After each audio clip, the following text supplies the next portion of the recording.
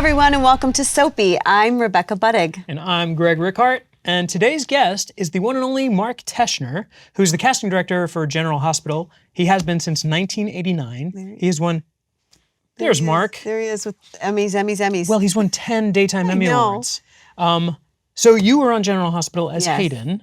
But that was at a point in your career where I imagine you did not have to audition for Mark. I didn't audition for Mark, but after Guiding Light, I actually had a meeting with Mark and the executive producer at the time, Wendy Rich, and he reminded me of that, by the way, because I can't remember. I knew him.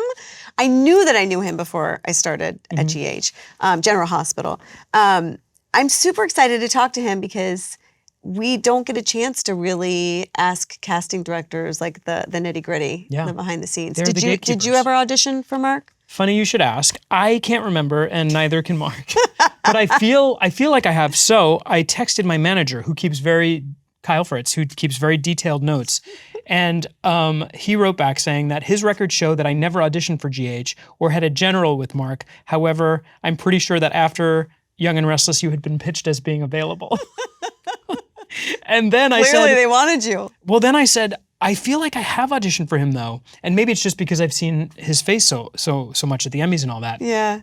But then he said, as memory serves, back in the early 2000s, you didn't want to do soaps.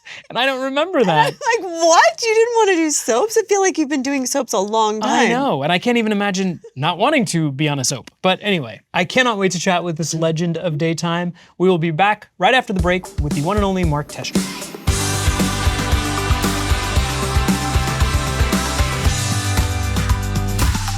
10-time Emmy-winning casting director for General Hospital. Oh, 11. Get it right.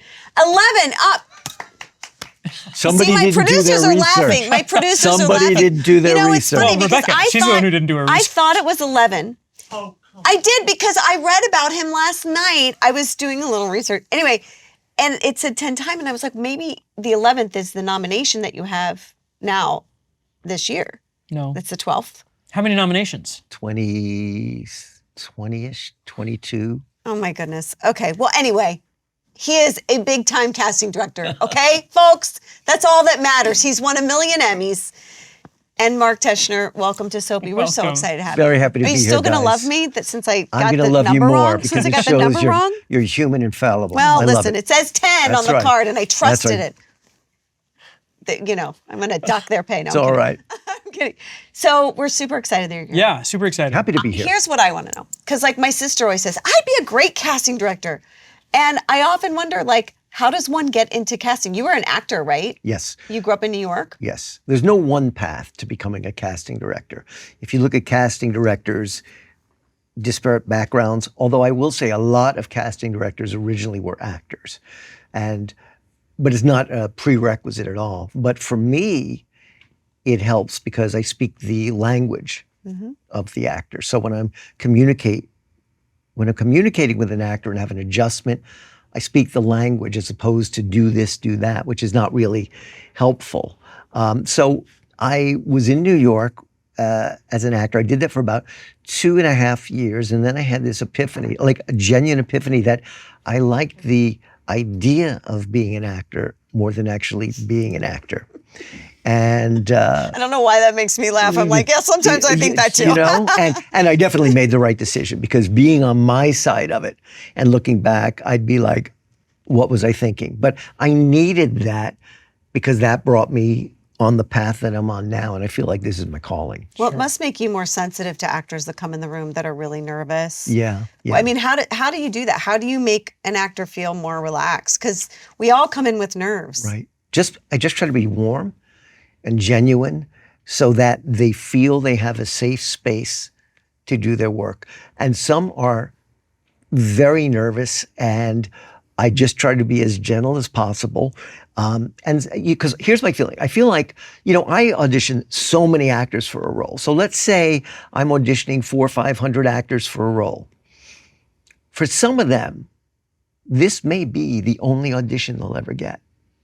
They either leave the business. So I have this thing in the back of my head that I want them to feel like they at least had one good experience in this town and through the process. Sweet. I can't tell you, I've had so many auditions. This is back when when people go in the room, we'll talk about that later, Mm-hmm. about how everything's on tape now. But some casting directors wouldn't even look up at you, and you're just like, wow, what? Yeah, I've heard stories. Yeah.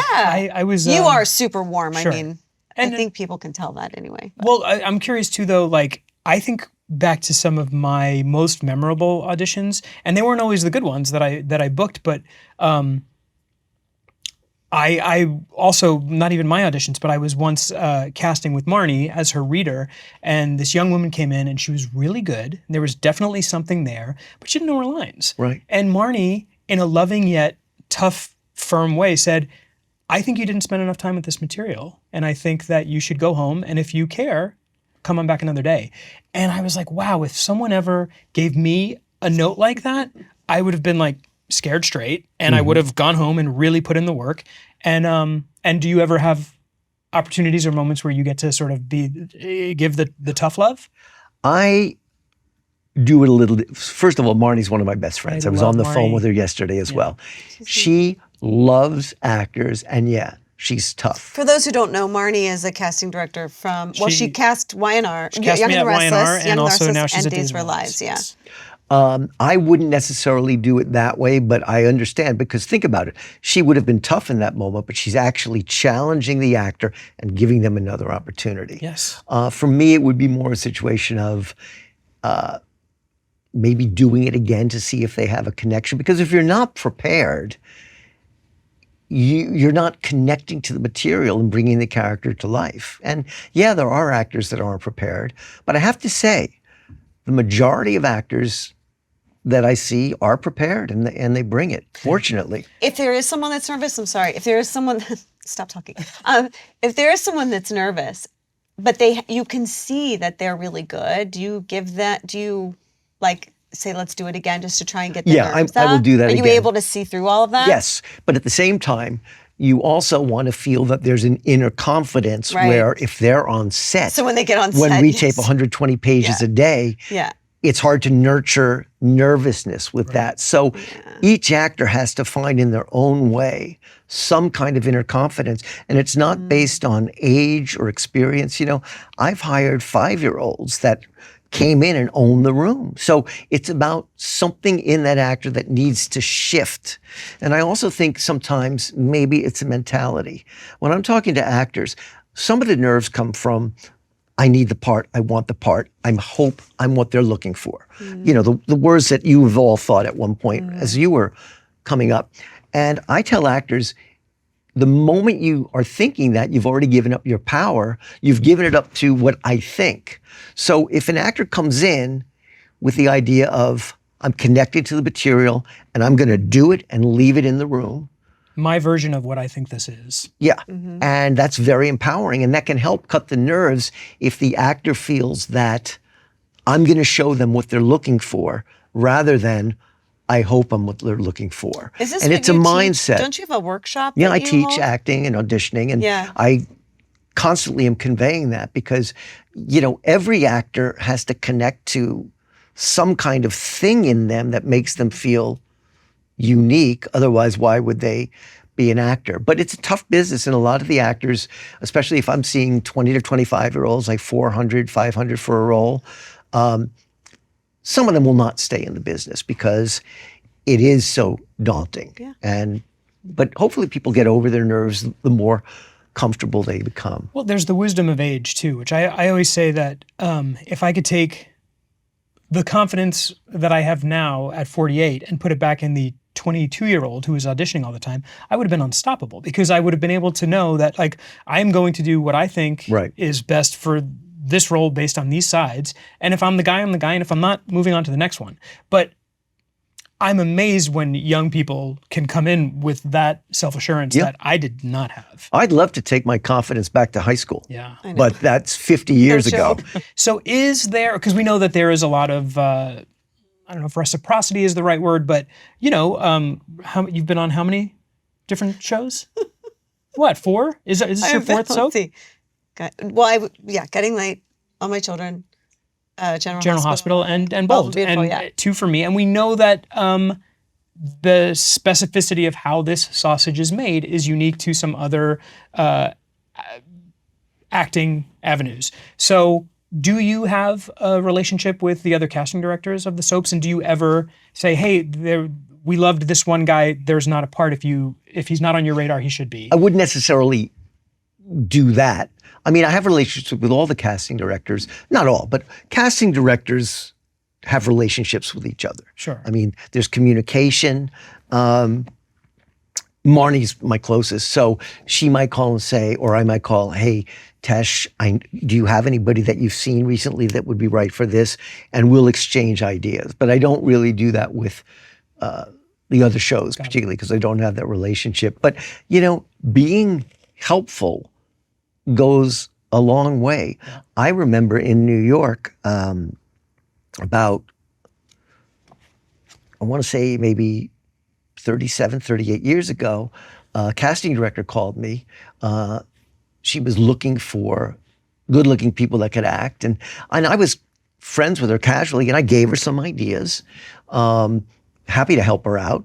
And then a year and a half later, she was the head of casting for a network and gave me pilot work because that door had been opened because I was present to helping. Yeah. So it takes no energy to be helpful. Sure. So that takes it, because we never really yeah, how you ended up in Los Angeles. Because you said you became an actor. But how did you end up well, you've been at General Hospital since 1989. It'll be 36 years, December 4th. Yeah. Wow. That's a long time. Yeah. With different producers that come in. Yes. So you've survived a lot of different producers that have different visions. Frank Valentini, who I've been with for the past 14 years, he's my fifth executive producer. So how did you get from New York to General Hospital? I was casting a little watched soap on ABC called Loving. Yeah. It was Loving and then Ryan's Hope, half-hour soap. Yeah. I did that for about 4.5 years. Was that in New York? In New York. And in my last year, they made a producer change, which happens, and they brought in Joe Hardy to produce the show for a year. And then one day he called me down the hall, told me to close the door, and I was like, that's not good. But he told me that he had been made the producer of General Hospital, and did I want to come out? Oh, wow. So that's how I got here. And then I relocated here. And it's funny because when I was living in New York, in 1989, there weren't DVDs. There was VHS. Right. There was no recording a show. So I was like, I have to familiarize myself with the show as well as actors in Los Angeles. So I'd record it on VHS, and then, I'd watch it at night, and you have to fast forward where it's all grain. And that brought me up to speed on the show. And the other thing was, I'm coming out to LA. I don't know the Los Angeles pool, so I started watching every show that shot in LA, and I started keeping a notebook of the name of the actor, because you could freeze frame, and what roles I thought they could cast. And it was a pretty voluminous book in the 2 months I did it in New York. And I would probably say that the first 30, 40, 50 day players that I cast on the show came from that book. Wow. So, do you remember the very first contract player you cast on General Hospital? Anders Hove as Cesar Faison. He became the big villain on the show. Oh, yeah, Cesar Faison. Not only was it the first contract role I did, he was the first actor to audition for it. Wow. And I still remember it vividly because there was a whole poetic side to this monster. And he looks out at the sky and he says, blue. Blue is refracted light. And he came in and he went to my window and started looking outside. He created this character. It was like he had me at hello. And so that was my first. And are you going to ask? Because we were talking about who's the one that got away. Is there an actor or an actress that came in and you maybe I feel like there's got to be more than one for you, probably more than one. That got away and then went to another soap or went on to become a big star, and you were like, oh my gosh, we could have had them. Yes, but I don't think about it per se as the one that got away, because you're either right for the role or you're not. Yeah. It's either your time or you're not. I agree with that. When I was in New York doing Loving, actors that auditioned, Mary Louise Parker, Gina Gershon, Marcia Gay Harden, Julia Roberts, who was Julie Roberts, Matt LeBlanc, Jennifer Aniston. The one that got away was Annette Bening. Loved her, brought her to the producers. They wanted to test her.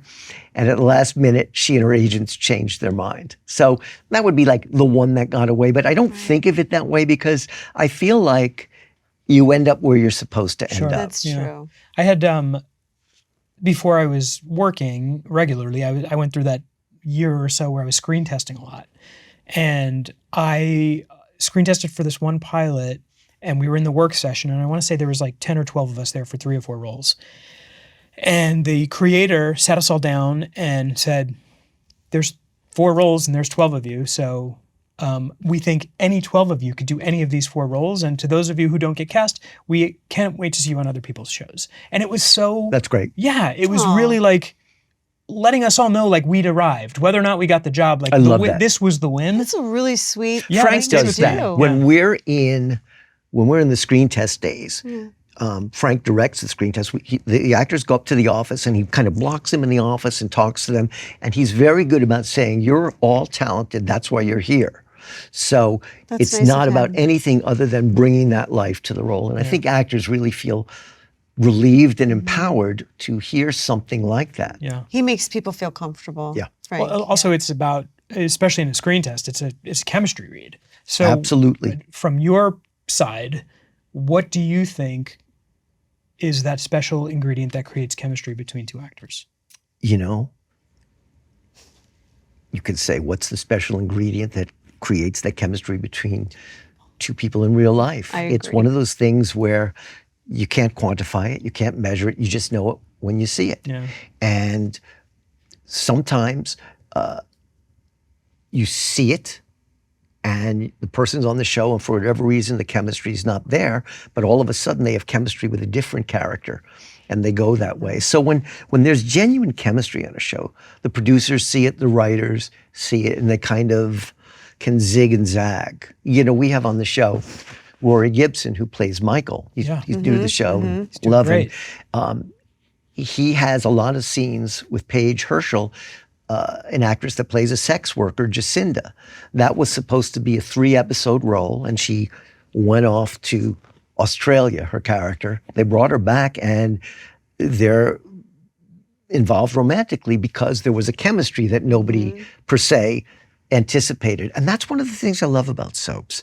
They're like these living organisms. Because it's 250 episodes a year, it's very fluid. Yeah. You can have story ideas and story projection, but something shows up that's magic and it changes the whole That happened direction. to me and all my children. I was only supposed to be there a couple months, and then Josh Duhamel and I had this chemistry, and they kept me around. That's a So great example. It was kind of That's one of a great those example. inexplicable things.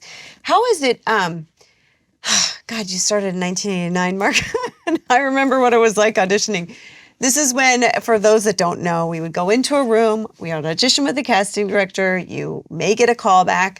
It would may take not 10, get a 15 callback. minutes. Yeah, that you'd sit, you'd have a conversation. You really felt like you had a relationship with somebody. And those relationships were important because if they really liked you, but you weren't right for the part, they'd bring you back. So then COVID happened.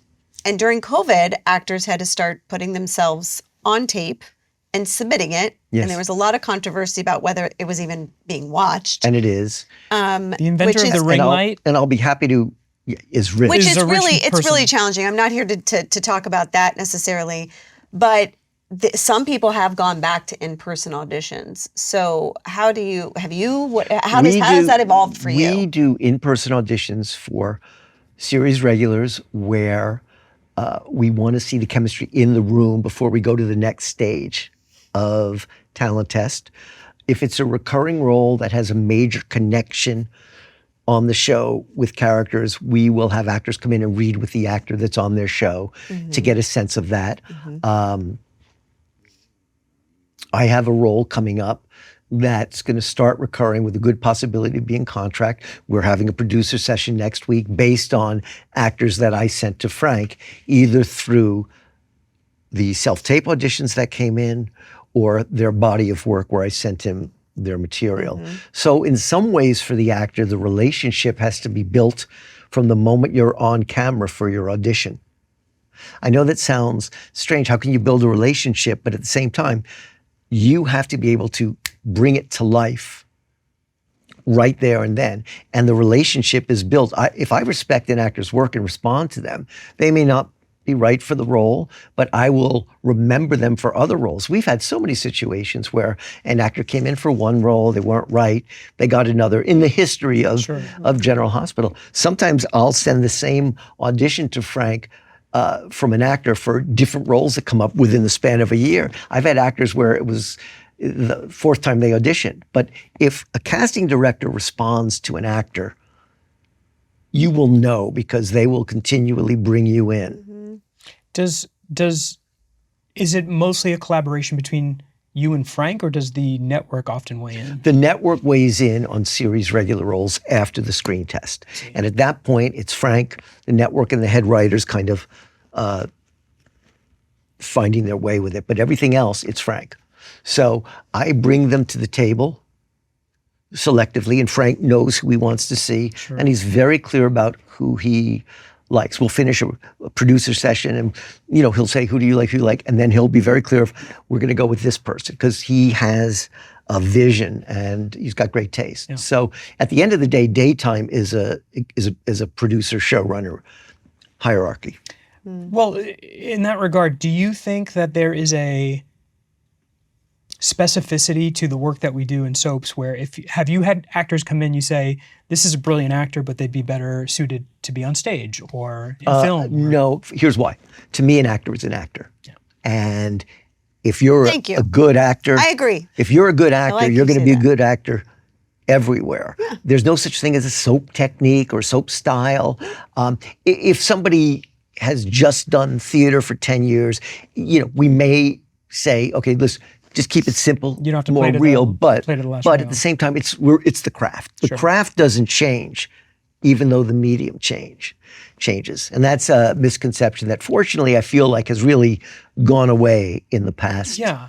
I always say, my joke is that, because the first thing everybody wants to know that doesn't work in the genre is, how do you memorize all those lines? And I'm like, well, sure, it is a crazy amount of material in not a lot of time. And I say, I can memorize lines like nobody's business. And then I'll jokingly say, don't ask me for nuance, because we don't get the third, the fourth take to discover something in take 4 based on something you do that's going to alter my performance. But ultimately, if we had a fourth take, I would do something different in take 4. But your skill set from doing it is that you can get that nuanced performance before the fourth take. Right. Mm-hmm. So that just comes hand in hand with the craft and your work deepening. Yeah.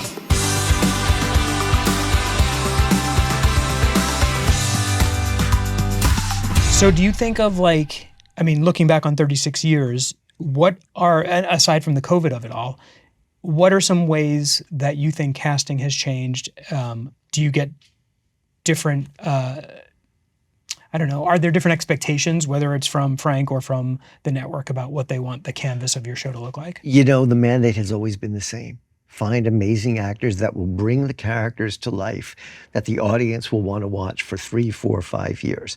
That has never changed. And in some ways, the process, even though we're relying on self-tapes a lot more, it's still finding that person that you can't take your eyes off them. So for me, the initial round happens on screen, but then the screen test, anything can happen. Yeah. So there have been situations where actors have screen tested where going in, they may not have been the first person in people's minds, and they blew people away and they made the role their own. Yeah. And that's nice. And another thing is when an actor talent tests, sometimes we'll like an actor and we'll then use them in a different role. For example, the role of Willow, played by Katie McMullen. Sophia Matson tested for that role, and then she became a series regular on the show, just not as Willow. She was Sasha. So that came about from that one screen test. It's funny, I was just thinking, so for the role of Willow, I read about 450 actresses. Oh my God. And Mark, how? How? Because that's what I do. How? But how do you go through all that? Do you start to watch it, you go, not right? Well, I can't check out when they're right there with me. Oh my God. I'm my own reader. Oh, so you have them come in the room. This was pre-self-tape. Oh, this was pre-self-tape. And I'd be reading them 40, 45 a day in my office reading them. And by the way, I get off book after my 10th person. Yeah, I'm sure. Because that's what I do. I'm sure. But I remember it was like the home stretch of the role the last couple of days. And I saw in the waiting room, Katie McMullen. Yeah. And there was just something about her essence, her look, her presence. And I thought to myself, if this girl can act, that is Willow. She came in and did this beautiful job and this rich emotional life. And of course, she became. It doesn't mean it always works out that way just because It's really I see it. But that's an example of something happening in the room.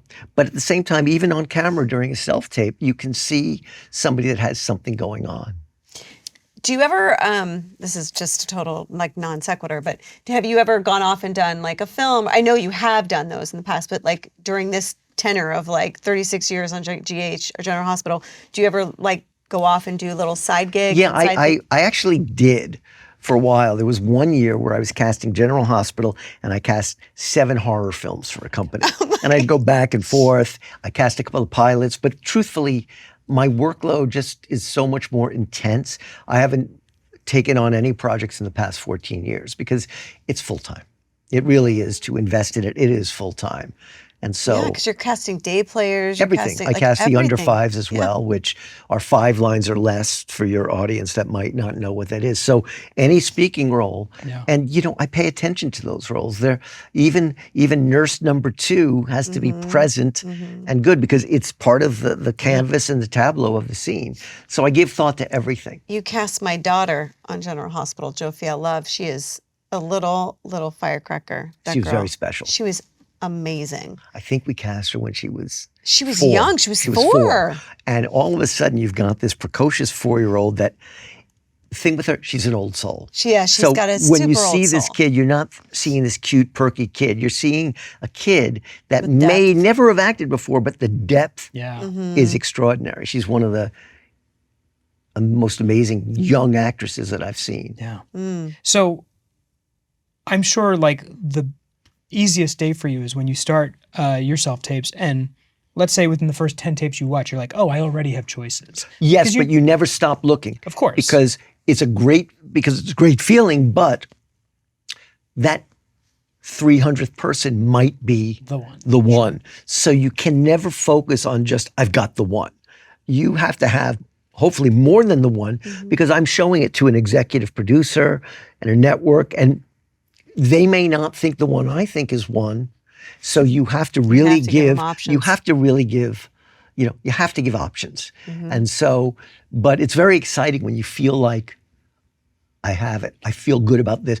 The terrible feeling for a casting director is when you know on a gut level that you don't have it yet. You've seen people and they're talented and they're beautiful and but for whatever reason, they're not the essence of the character. So what do? You just keep going. You just keep going. You look under every rock. Who did I miss? What did I miss? Because you want every role. I'm talking about the series regulars to bring it. Vanessa Marcel started in General Hospital. That's right. To great success playing Brenda. I read hundreds of actresses for that role. She came in sort of at the end, and I was feeling like, I can't explain it. I don't know that I have it. So she was in the waiting room with all the other actresses, and she looked around, and she thought, I'm not pretty enough. And she got up to leave, and as she was walking out, I opened the door and said, Vanessa. She turned, and she says at the moment she saw me, she knew she was going to get the role. But here's the interesting part. I never knew this story. That's crazy. Yeah. Did she say why? She felt a connection and had a feeling. But here's the irony of the story. And I think this is very enlightening for actors to not compare yourself to anybody else that's in the room. She looked around and thought, oh, I'm not pretty enough. Currently, at that time, Prince's video for The Most Beautiful Girl was running on MTV. She was the most beautiful girl in the world in Prince's video, but in that moment, she didn't think she was the most beautiful girl in the room. And, the rest is history for her. Wow. Did you have insecurities like that? Or when you were auditioning, what were your hang-ups? I definitely would go in rooms and be like, wow, I am nothing like any of these girls. But I had a healthy self-confidence where I kind of thought they're going to either hire me or they're not going to hire me. I had a great acting teacher. It was just kind of like, That's a great place to come from. it's either you or it's not you. And there's nothing you can do about that. So like, don't bring that in the room. Try not to bring that in the room. I tell actors, you can't walk Doesn't in mean the I wasn't room, nervous, but you can't walk in the room to get the role. yeah. Because that's out of your control. What you can do is walk in the room and show you're damn good. The only thing an actor has control over is their work. Mm-hmm. You might be to this, to that, to this, to that. That has nothing to do with the caliber of your work. Mm-hmm. So your legacy when you leave the room is your work. It's very hard for It is very hard. for a young actor in particular. I mean, I was waiting tables for, barely covering my rent. And then I would screen test for a pilot and they'd be like, sign this contract and this is more money than you make in a year if you get it. Right. Yeah, I know. And then to just go into the room and have fun and just, don't worry about anything. It's like, it is a mind fuck. So It's also challenging. seeing people I recognized. That was another thing where like you'd see people and you're like, well, that's a name. Like they either want someone that's kind of unknown or they want someone that's known.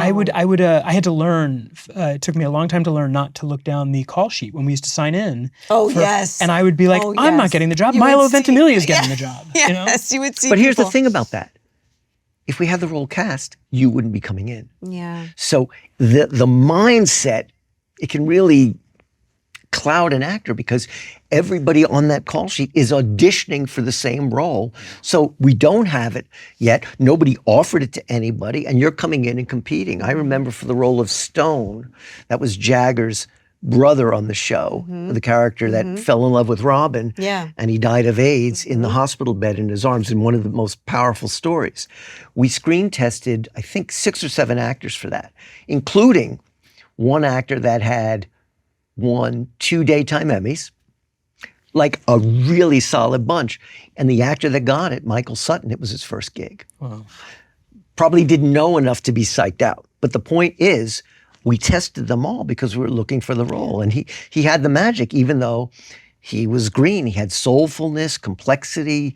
You couldn't take your eyes off him. But again, if he looked around and thought, oh, well, this guy's gotten Emmys, you can't do that. Yeah. When you're casting now, do you look at like social media? I mean, it feels like No. It feels like all the followers are such an important part. I don't believe in that. Yeah. Okay, that's amazing. Now, But do you think like producers care about that? I've never had a situation where a producer said to me, what's their social media? And I think one reason is because I don't think having a social media following translates into viewers on a show. Agreed. They don't. That's why you see all I these, agree. giant influencers that don't necessarily bring any change to the show. No, I haven't done it. Now, I have spoken on panels with casting directors, and one that had done commercials said, I had a commercial casting director ask me what's their social media presence, or a low-budget independent film where they asked. But honestly, I don't look at that stuff. You could have really refreshing to know that, 100,000 followers, but if you can't Since I bring don't- that character to life, doesn't matter how many followers you have. Well, it's the same way. Do you remember, I don't know if you ever used to complain about this, but at Young and Restless, especially when we were young and sort of hungry to be doing lots of different things, we were always antsy or anxious about why we weren't doing more work on CBS primetime shows. And we'd say, don't they realize like we would bring our audience to that show? And I'm sure the young actors on the ABC soaps would say the same thing, or NBC. And in reality, it's like, no, if you watch Blue Bloods, you're going to watch Blue Bloods. Yeah, I think that's kind of accurate. A lot of times actors will ask me when I'm speaking to them about social media and just followers. And here's what I've come up with. You should be focusing on your craft, your work, your audition skills to be able to get the job. And if you get the job, your social media presence, you'll to then have a promote it. million followers Sure. because of your work. I see it that way. That's refreshing. Okay. I know you're probably proud of every single person you've cast. You're like, I did that, I made my mark. But is there some, like, who's the most famous person that who are you most proud of casting? Or I guess maybe not most famous because I think she's fishing. Oh wait. I'm not. I think more He's like, in no, terms. not you. Yeah, no, I yeah. think so. For me, I'm not proud of, say, for example, what they're doing after the show. I become proud of what they did for the show. Well, Vanessa is when they're on it. Vanessa Vanessa's was a great, amazing as that's Brenda. a great Yeah. example. Yeah. I love the fact that Nicholas Chavez was on our show as Spencer Cassadine. First job, he was 19 years old. He auditioned from Florida, sent in his self-tape, and in his first year on the show, won an Emmy. So he came from nowhere to that. And then, of course, once he left our show, he was one of the stars of Monsters. So things like that where he just had a meteoric rise. But for me, what's most important is, did you have impact on the show? That is what I consider my most impactful casting. Funny Steve Burton story. Steve's been on the show on and off now for like 30 plus years. A long time. And when we were casting that role, we were into the final stage, the talent test stage. And the producer at that time, who was there for a year, randomly said that she wanted everybody to be 6 feet tall. Now, this is the first time I've ever had a producer in my life say that. So, I mean, they were all fairly tall guys. It wasn't like, but I really loved Steve Burton for this. And I went up, I said, Steve, how tall are you? He goes, 5'10" and a half. He was wearing high top Doc Martens. I said, we need to get you 6 feet in 4 minutes. We went into the bathroom together. I got the LA Times. We stuffed his shoe. He came out of that bathroom. He was 6 feet. Because I didn't want anything getting in the way of how talented he was. These are really good. Look, they're like, oh my God, what? That is a really good story. I always like to say I have not only an age range, but I have a height range. Two of the most popular characters on General Hospital. One who almost walked away. Yep. And one who might have not been tall enough. And it's possible it wouldn't have been an issue during the test. But you didn't want to risk it. But when you get that in your head, you don't want in the control room, well, how tall are they? It's like, which by the way, has never happened before, in all the years I've been casting the show. But I love that, sometimes as a casting director, you've cast the biggest roles, like Carly. If you believe in someone, you're going to do everything you can. My passion comes into play. Passionately believing in someone, seeing something. And if I see that, I'm going to invest in them and presenting them in the best light. Do you ever, you and Frank get in arguments about, not arguments, but do you ever fight for somebody that maybe do you try and change his mind? Frank really has a pretty clear idea of who he likes. Because he's passionate too. Yeah, but I'll weigh in on situations. Yeah.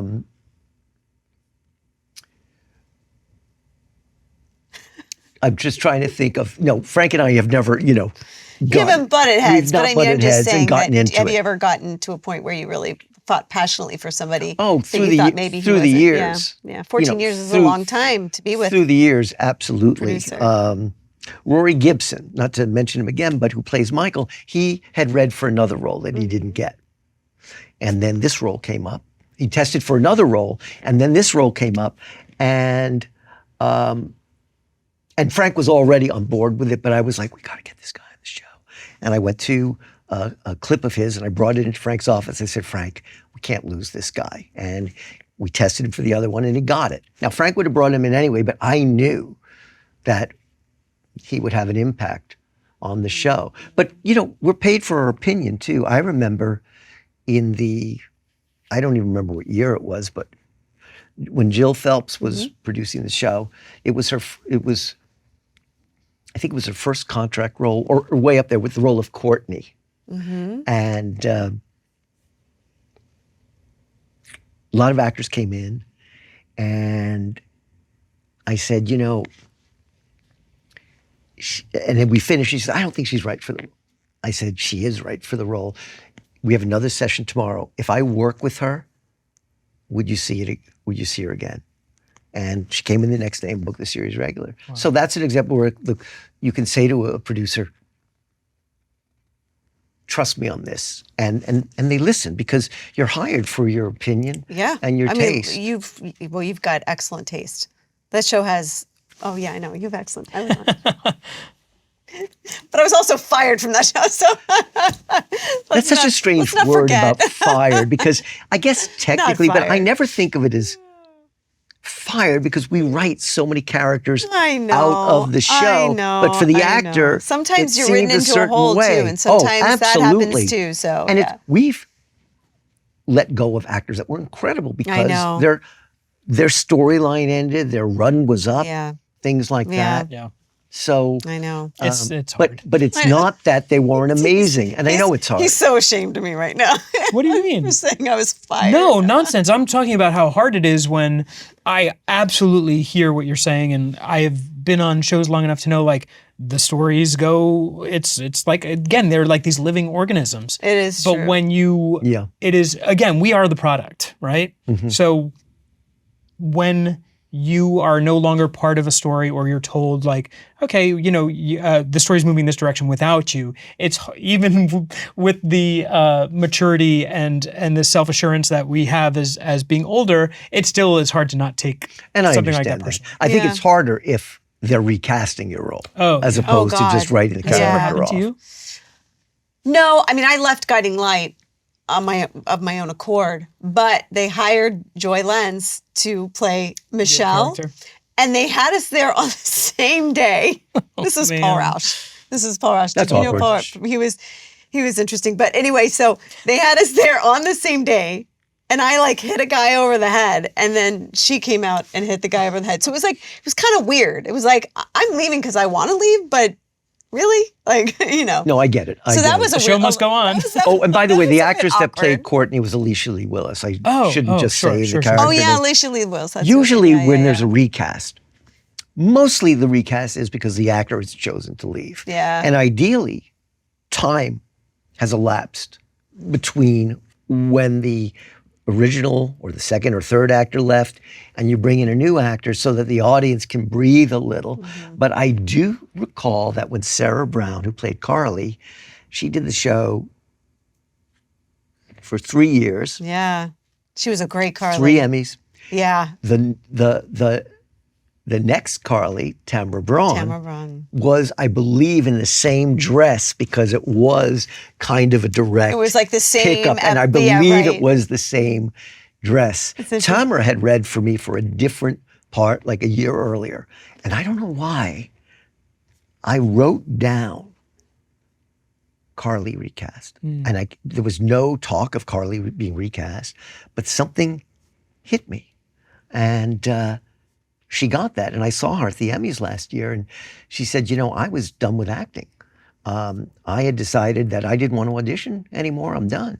And her agents talked her into going in. They were like, Mark requested you, just play it out. Wow. So that's an example of the time, the actor at the right time, at the right place. You go left, you go right, things change. But I also like that story, Well, I was also relieved. Like they didn't kill me. I just left town, so Right. I got the good end of the deal because you never know. You never know. They may want Hayden back on General Hospital, but I'm You're too happy as busy. Taylor, I know. But you're not I know. available. I'm happy Yeah. as Taylor. There was we briefly had Joan Van Ark play Gloria on Young and the Restless, and bless her heart, she's an incredible actress, but I think the pace and it was all a little too much for her. So they recast her with Judith Chapman, of course. And what they did in that case was, I think Joan as Gloria drops something and she goes out of frame to pick it up, and up comes Judith Oh my Chapman. God. Well, Yeah. sometimes when you're sometimes when you're cutting it close, it really has, Yeah. that's better than the same dress Sure. story. Well, but it's also like, I think there's, the audiences of these shows are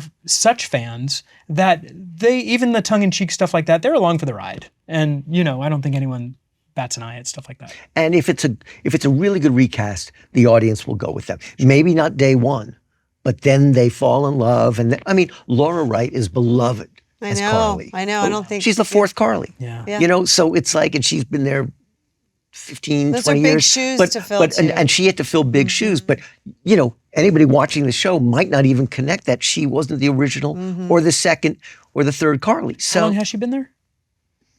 gosh, Well, she was on Guiding Light with me, and probably like 2000. I would say 2001? before Guiding Light, got canceled about 2 years before she came that's to right. General Hospital. Because she's the only Carly that I think of. Well, that's my point. When it's the right recast, the audience goes on the journey, and then that recast, going back to the thing we talked about earlier, has different chemistry with the actor than the other person, and maybe different chemistry in a great way with somebody else. So that's the amazing thing about the medium that I love. Yeah. Mark, you're so sweet to come here. I love doing this I thing. love chatting about this. I think it's so Yeah, it's interesting. a love fest. You You've know, had I some love great stories. that people get to see what goes on behind the scenes, you as people, and maybe hear a behind the scenes story that they would never really thought of. And so much work goes into, for all these shows, creating that magic. Yeah. Thank you, Mark, for being here. Mark Teschner, everybody, from General Hospital. You can catch General Hospital on ABC. 2:00. Well, check your local West Coast. listings. You never know on the Right, West and Coast. on the East Coast, it's 3:00. But for You can also everybody, you see can it watch it on Disney. Hulu. It's always at Hulu. It's and on Disney. Plus. I watch it. If I miss an episode, I watch it on Hulu. Right. You can binge watch it. So thank you so much for being here. Happy to. And you can find us on the CBS YouTube channel, the Odyssey app, or wherever you get your podcasts. Thanks for watching Soapy, and we'll see you next time.